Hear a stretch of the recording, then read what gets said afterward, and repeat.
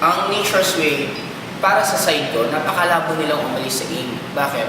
Unang-una, first time ng Nature's Way na naghanap ng kapartner na networking company na natagpuan nila is AIM Global. Una, ang Nature's Way, halos hindi sila nakikinig before sa presidente sa mga may-ari ng AIM Global kasi nga mas mataas ang tingin nila sa sarili nila.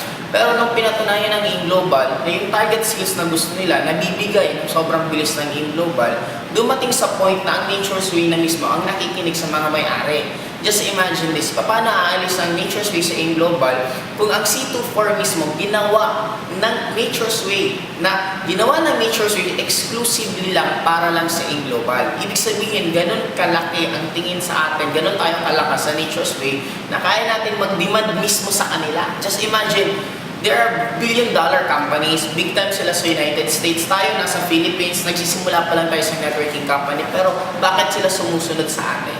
Ganon kalaki ang tiwala ng Nature's Way mismo sa AIM Global. Kaya gumawa nga sila ng produkto na exclusive lang sa atin.